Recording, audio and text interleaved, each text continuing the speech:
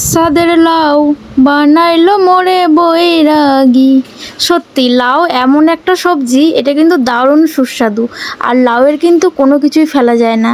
তো আজকে দেখো আমি লাউয়ের খোসা ভাজা করছি, আর ছোট্ট একটা গাজর ছিল সেটাকেও ভাজা করছি, মানে লাউয়ের খোসার সঙ্গে। আর খোসাটা একটু আমি মোটা করেই কেটেছি, কারণ হচ্ছে একবারে পাতলা করে কাটলে না খুব একটা ভালো লাগে না, ওই জন্য একটু মোটা করে কাটলেই ভালো লাগে।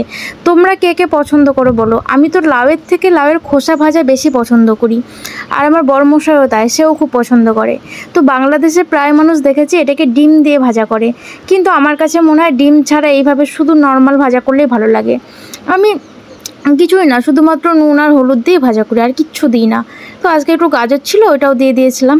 তো যাই হোক, খোসা ভাজা তো কমপ্লিট। এরপর আমি রান্না করছি লাউ। তো আজকে নিরামিষ লাউ রান্না করছি নারকেল দিয়ে। তো লাউয়ের অনেক রকমের তরকারি হয়, লাউয়ের ডাল হয়, লাউ চিংড়ি হয়, লাউয়ের ঘন্ট হয়, আবার নারকেল দিয়ে নিরামিষ লাউ হয়। অনেক রকম, মানে লাউ সবজিটা সব অনেক কিছু দিয়ে খাওয়া যায়, ভালো লাগে খেতে। তো এই যে দেখো, আজকে আমি নারকেল দিয়ে রান্না করছি। তো প্রথমে তেলের মধ্যে ফোড়ন দিলাম, তেজপাতা, জিরে, শুকনো লঙ্কা দিয়েছি খেয়াল নেই, যাই হোক। তারপরে দিয়েছি এই যে বাটা একটা মানে মশলা, এর মধ্যে আছে আদা, কাঁচা লঙ্কা আর নারকেল, আর কুচি করা টমেটো। তো ব্যাস এইটুকু হচ্ছে মশলাই এনাফ লাউয়ের ক্ষেত্রে। আর নুন হলুদ তো লাগবেই। তো এটাকে একটুখানি তেলের মধ্যে ভাজা ভাজা করে নেব। আর নারকেলটা না আমি একদম কুড়িয়ে দিইনি, মানে হালকা একটু কুচি কুচি রেখেছি, যাতে দাঁতে পড়ে ভালো লাগবে তাহলে খেতে। আর নারকেল এমনিতে যে কোনো সবজিতে নারকেল পড়লেই কিন্তু সেই সবজিটার মানে টেস্টই আলাদা হয়ে যায়। আর সাউথ ইন্ডিয়াতে তো জানোই, সমস্ত রান্নাতে নারকেল আর সর্ষে এগুলো তো থাকবেই। তো আজকে আমি বলতে পারো সাউথ ইন্ডিয়া স্টাইলেই করছি, বা আমাদের বাড়ির দিকেও এভাবে করে, মানে ভালোই লাগে।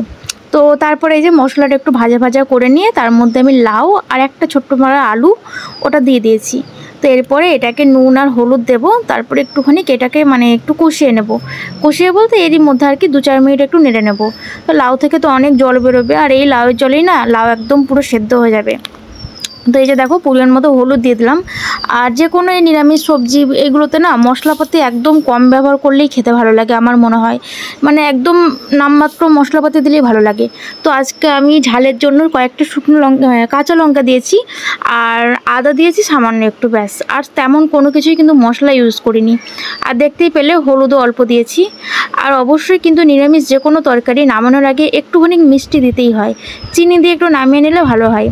তো এই যে দেখো, লাউটা একদম মজে গেছে, তো মোটামুটি হয়েই গেছে। তো এর মধ্যে একটু ধনেপাতা দিলেও ভালো হতো, তো ধনেপাতাটা আমার ঘরে আজকে ছিল না, ওই জন্য দেওয়া হয়নি। আমি কিন্তু ধনেপাতাটা এর মধ্যে দিই।